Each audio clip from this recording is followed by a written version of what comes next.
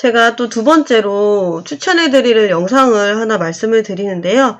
다른 한 짝이라는 그 FT 룩소르 영화, 이집트 출신의 이런 감독이 이제 제작한 영화인데요.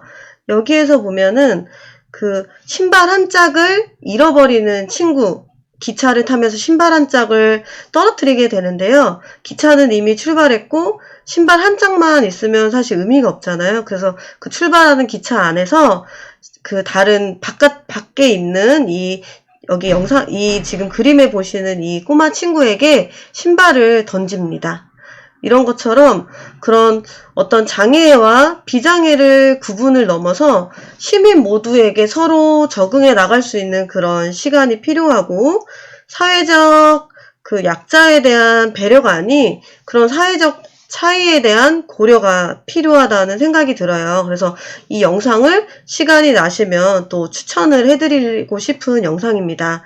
그래서 제가 말씀을 드렸지만 손상을 장애의 상태로 만드는 사회 환경적인 구조가 문제이다라는 그런 다양성을 열어둔 인식의 변화가 필요하다는 말씀을 또 다시 한번 드립니다. 네. 그래서 여기 보시면 이건 어떤 저희가 조사를 한 내용을 제가 하나 따왔는데요. 자신의 문제를, 당신은 사회에 어떤 문제가 있는지 말해줄 수 있습니까? 네. 두 번째, 건강 문제나 장애 문제에 관련해서 부적절하게 설계된 버스가 당신이 이용하는 것을 어렵게 하나요? 세 번째, 청각상의 문제, 사람들이 당신과 대화하는 능력을 지니지 못해 당신은 사람들과 의사소통하는데 어려움이 있습니까? 네, 다양성을 인식해보는 다시 한번 말씀드리는 컨텐츠입니다. 영국의 어떤 조사를 할 때는 이렇게 조사의 질문 자체가 다르다고 합니다. 우리는 어떤 자기에 대한 장애를 본인의 문제로가 생각하잖아요. 하지만 이건 본인의 문제가 아니라 사회 환경적인 문제가 크다라는 것을 여기서는 이야기하고 싶어하는 내용입니다. 네, 장애의 개념은 다시 한번 말씀드리지만 변화하는 개념입니다. 장애인이기 때문에 차별을 받는 것이 아니라 차별을 받는 상황이 장애인을 만드는 겁니다. 장애인을 돕는 차원에서 머물지 않고 공동의 책임과 역할을 주체적으로 가져가야 합니다. 자기 결정 능력이 낮다고 해서 결정권이 없는 것은 아닙니다. 자립은 의존할 것을 선택할 수 있는 상태, 자율적인 선택과 대안이 없다면 자립생활은 할 수가 없다라고 지금 장애학의 도전 저자 김도연님의 글을 발췌해서 여기 넣어봤습니다. 장애는 진화하는 개념입니다. 개인의 문제나 사회적 책임의 문제가 아닙니다. 모든 생활의 영역에 있어서 참여와 평등권을 강조해야 합니다. 네, 기본적인 권리를 넘어서 참여와 평등권을 보장해야 된다라고 말을 하고 있어요. 우리나라는 장애의 범주를 약 15가지로 보고 있어요. 제 강의 초반에 말씀드린 것처럼 지체나 지적장애, 뇌병변장애가 많다고 말씀을 드렸잖아요. 그런 것들이 장애 유형으로 15개의 범주로만 국한되어 있어요. 그 중에 우리나라 인구 중에 약 5%가 장애 인구에 해당하는데 외국은 그렇지 않아요. 외국은 갑작스럽게 비만이 되거나 등록제가 아닌 거예요. 장애에 대한 등록제가 아니고 어디가 불편한지, 어떤 불편한 점이 있어서 일상생활과 사회생활에 불편하다면 그걸 장애로 보고 있습니다. 우리나라는 약간 제한적인 범위의 장애를 이제 인정하고 있죠. 그렇지만 우리나라도 장애 범주는 그래도 어느 정도는 보고 있지만 이제 몽골이나 베트남, 인도네시아 이런 데는 조금 적은 범위의 장애의 범주로 사용하기도 한다고 합니다. 스웨덴이나 이런 데는 사회적 문제를 장애로 보기도 하기 때문에 이민의 어려움을 가지면 일정 기간 장애로 본다고 합니다. 그래서 통역 서비스를 지원해서 이분이 일상생활로 다시 복귀하실 수 있게끔 도와드린다고 합니다. 기본적인 권리, 일상생활의 보장을 받아야 될 권리, 그 이상으로 우리는 장애인을 차별하지 않아야 합니다. 장애인, 노인, 임산부 등 편의를 증진을 위한 보장이 필요합니다. 장애인분들이 자기의 직업과 적성에 맞는 고용이 되도록 지원을 해야 됩니다. 발달장애인이라고 해서 자기 결정권이 없는 게 아니에요. 발달장애인도 자기 결정권을 할 수 있도록 우리가 일하고 있는 우리 분들이 조금씩 더 노력을 해야 됩니다. 자기 결정권 증진이 곧 권리 보장의 하나의 시작이라고 볼 수 있어요. 이런 다양한 권리 보장에 대한 지원 법률도 저희가 계속 발달해 나가고 있습니다. 네. 기존에는 정말 어떤 시각이 장애에 대한 시각들을 기존 아니면 지금도 이런 생각들을 가지고 계신 분들이 있을 거예요. 시혜와 동정을 해야 되는 그런 이제 대상으로 바라보시거나 아니면 장애인분들에게는 봉사를 해야 된다. 장애는 극복을 해야 되는 거다. 이렇게 생각을 하시는 분들도 아직까지 있으실 수도 있어요.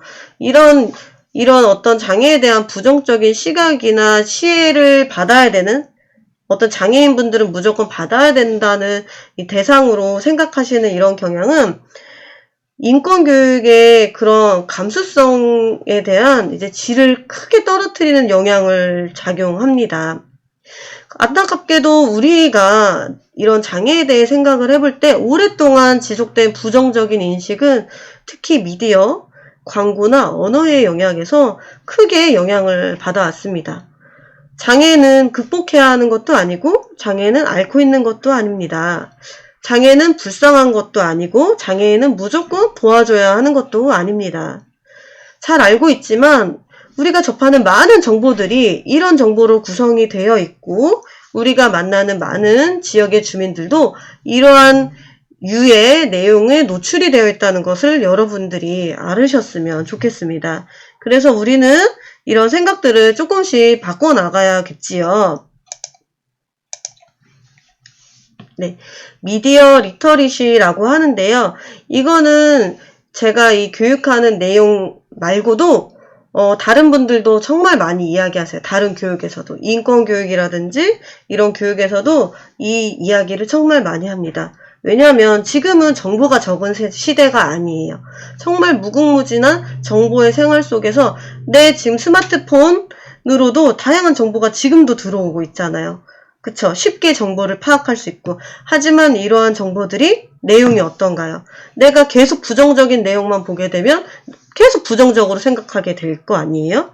그런 것처럼 생활 속에서 내가 장애 인권에 대해서 시혜나 봉사의 차원, 장애는 극복해야 되는 차원으로 생각할 수 있는 그런 어떤 미디어, 뭐 유튜브라든지 뉴스라든지 이런 컨텐츠들을 보셨을 때 조금 생각으로서 좀 이 내용은 아닌데 내가 걸러서 들어야겠다라고 이렇게 평소에 연습을 해보시는 겁니다. 그게 바로 다양성을 인정해보는, 다양성을 인식할 수 있는 우리가 훈련될 수 있는 방법이라고 생각을 합니다. 네, 장애에 관련해서는 지금 제가 하고 있는 이 교육에서는 가장 큰 그런 이제 가치로 두는 게 노동권이에요. 노동권과 노동권의 보장과 뉴 노멀이라고 제가 여기 사진에도 이제 나와 있는데요. 우리나라는 1980년대 말에 진보적인 장애 운동으로 노동권이 장애인도 노동의 권리가 있다라는 이야기를 하고 있습니다. 투쟁을 통해서 약 30년이 흐른 지금은 장애인 고용촉진법이 계속 발달, 재개정이 되고 있는데요.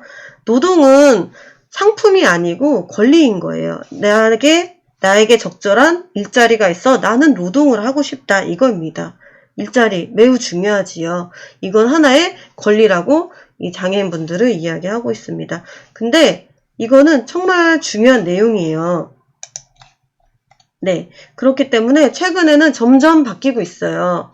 그래서 노동권을 보장받을 수 있는 사회로 발전해 나가야 된다라고 사회 인식이 정말 바뀌고 있어요. 제가 올해 뉴스에서 발췌한 내용인데요. 권리 중심의 중증 장애인의 공공 일자리를 창출한다고 써 있습니다. 첫 번째 문구에 보시는 것처럼 노동은 시민의 권리입니다. 공공 영역에서 보장해야 한다는 공공 시민 노동의 개념하고 있다고 합니다. 그래서 최중증 장애인의 탈시설 장애인을 우선적으로 대상으로 하면서 최저임금을 지급하면서 이분들이 일할 수 있는 권리를 보장하겠다라고 이야기하고 있습니다. 최근에는 이런 노동권은 보장이기 때문에 저희가 장애인 일자리로 일하시는 분들도 정말 많이 있으세요. 그런데 내년에는 이런 장애인 일자리도 좀 더 권리 중심 본인이 원하는 일자리로 배치받을 수 있게끔 이런 변화들도 꾀하고 있다고 합니다. 이거와 같이 우리 돌봄 종사자들도 다른 장애를 가진 돌봄 종사자님들과도 또 소통하며 일을 하실 수가 있습니다. 그리고 내가 돌봄 종사자이지만 직장에 다니는 우리 장애인분들이 지원하는 그런 지원의 방식이라든지 다양한 법적인 제도가 또 많이 달라질 수 있다라는 것도 이해해 보실 수가 있고요. 중증의 장애를 가지고 계시기 때문에 지금까지 내가 함께 생활하셨던 우리 장애인분은 일자리가 없으셨어요. 하지만 이런 제도의 변화와 노동권의 보장을 통해서 나와 함께 생활하시는 장애인분들도 또 직장에 다니시는 장애인분들의 일상생활이나 직업생활을 지원하는 역할을 우리 돌봄 종사자 선생님들이 하시게 되실 수도 있습니다. 네. 고용에서부터 정당한 편의를 제공해야 한다라고 이 제도에서는 이야기를 하고 있는데요. 조건의 평등이 중요하다라는 얘기를 하고 있어요. 그래서 교육과 훈련을 받을 때는 필요한 보조적인 수단을 제공해야 된다. 그리고 접근 가능한 장소. 네, 면접시험을 보러 왔는데 휠체어를 이용하시는 장애인이세요. 근데 면접 장소는 3층인데 계단으로만 되어 있어요. 그래서는 안 되겠죠. 이런 접근성의 보장과 시험과 평가에서도 장애인분한테 맞도록 적절한 보조 수단이나 그런 특성을 고려한 난이도나 시간 평가 방식도 다르게 배치를 해야 된다라고 이야기를 하고 있고요. 직무에서도 재활 치료나 그런 일정들의 시간 변경이나 이런 것도 조정하면서 편의 제공을 위한 사업장과 이런 근무의 내용에 대한 조정을 장애인의 그런 장애인분의 여건에 맞게 이제 보완을 해야 된다라고 이 제도는 얘기를 하고 있습니다. 고용에서 내 몸이 불편하거나 내가 어떤 장애를 갖고 있다면 정당하게 그분이 근무하실 수 있는 여건을 개선해서 편리하게 자기가 근무하시는 직장 생활을 만들 수 있도록 지원을 해야 된다라고 이야기를 하고 있어요. 네, 이제 거의 막바지로 가고 있습니다. 장애인 고용촉진 및 직업재활법과 관련된 제도인데요. 이 내용은 한국장애인 고용공단에 들어가 보셔도 충분히 많은 내용들이 나와 있어요. 하지만 그래서 제가 여기다가는 이제 짧게 넣었어요. 짧게 넣었고, 평소에는 이제 여러분들이 컴퓨터를 꺼내서 이제 다 검색해 보시기는 어렵잖아요. 그래서 그 한국장애인 고용공단 홈페이지를 스마트폰으로 검색을 하셔도 목록별로 이제 쉽게 이런 장애인분들에 대한 지원 제도, 그다음 사업주에 대한 지원 제도가 나와 있어요. 일단 장애인분들을 의무적으로 고용을 하시게 되면은 그 일정 3.4% 이상의 고용률을 이제 넘게 이제 고용을 하시게 되면 우리 장애인분들을 많이 고용해주는 이제 장려해야 되는 기관이구나라고 이제 그 국가에서는 생각하고 고용 장려금을 지원하고 있습니다. 장애인의 의무 고용률을 초과해서 고용한 사업주에게 고용 장려금을 지급하도록 되어 있고요. 그 정당한 편의 제공이 필요하다는 말씀을 드렸잖아요. 장애인분들이 생활하시기에, 직장 생활하시기에 편리하도록 그런 시설을 보강을 해야 된다라고 하면 그런 시설의 자금을 융자로 빌려드리거나 장비나 관리 비용을 지원해드리고 있습니다. 그리고 직업 생활을 해야 될 때는 보조공학 기기가 필요할 수 있으세요. 장애인분에 맞는 키보드가 필요하다 이럴 때도 이런 보조공학 기기 지원도 해드리고요.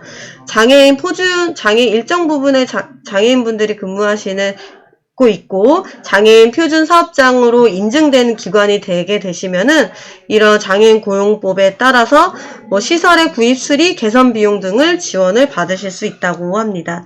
다음은 장애인분들이 지원받을 수 있는 제도인데요. 우선 취업 알선 제도, 장애인분께 걸맞는 취업을 알선해 드리도록 뭐 구인 상담이나 현장 방문, 취업 후에 적응하시는 데 도움을 드릴 수 있고요. 중증 장애인의 지원 고용이라고 해서요. 그 작업시설이나 부대시설의 설치 비용 융자, 편의시설 설치 수리 비용 등과 관련한 비용들을 지원해 드린다고 합니다. 장애인 취업 성공 패키지, 취업에 성공할 수 있을 것 같아요. 어떤 거냐면 단계별로, 처음부터 끝까지 단계별로 전문적인 서비스를 제공해서 장애인분들이 취업에 성공하실 수 있도록 도와드리는 프로그램입니다. 그리고 근로지원인이라고 있는데요. 이것도 활동지원사 선생님하고 약간 비슷한 역할이지만 직장 내에서 역할을 하시는 분입니다. 그래서 지금 활동지원사로 근무하신 선생님들이 또 직장에 나가시는 근로지원인 따로 계신 분도 계시잖아요. 그래서 그 장애인분의 근로지원인이 또 따로 계시잖아요. 그런 분들도 계시죠. 그래서 근로지원인이라고 해서요. 중증장애인분이 근로자의 일에서 부수적인 업무를 지원하는 그런 지원해 주시는 역할, 인력을 또 지원을 받을 수 있다고도 합니다. 네. 이것으로 정말 제가 짧게 하려고 했지만 좀 약간 길었던 시간이었을지도 모르겠어요. 하지만 선생님들한테 되게 매우 중요한 내용이고, 제 제작한 이 컨텐츠에 가장 중요한 두 가지가 있어요. 첫 번째는 이 컨텐츠는 우리 함께 일하고 있는 장애인 동료분들과 다양성의 그런 생각을 갖고 좀 배제하거나 피하려는 것보다는 다 함께 다양성을 인식하에 서로 배려하는 문화를 좀 하나를 이해해 보셨으면 좋겠다라는 생각이 그런 말씀을 드리는 거고, 이 두 번째로는 장애인분들이 좀 많이 직장에 고용되실 수 있는 그런 환경, 내가 다른 장애인 동료분하고 일하는 거를 전혀 어색해하지 않고 당연한 자연스러운 그런 환경이 많은 직장분들의 직장 안에서 이루어졌으면 하는 바람이고요. 우리 활동지원사로 근무하시는 선생님들께서는 장애인분들을 돌보고 계시고 그런 장애인분들의 일상생활을 지원하는 그런 큰 역할을 하고 계십니다. 그래서 다시 한번 감사의 말씀을 드리고, 매년 진행하는 이 직장 내 장애인식 개선 교육인데 올해는 코로나로 인해서 만나 뵙지 못해서 너무나도 아쉽고요. 내년에는 선생님들 만나 뵙고 이야기도 나누고 또 다른 내용으로 선생님들하고 또 소통하는 기회를 마련했으면 좋겠습니다. 귀한 시간 내주셔서 감사하고 또 열심히 들어주신 선생님들 감사합니다. 업무 중에 다치지 마시고 건강 조심하시고 감기 걸리지 않도록 조심하시고요. 건강한 모습으로 내년에는 꼭 만나 뵙기를 기도하겠습니다. 네, 감사합니다.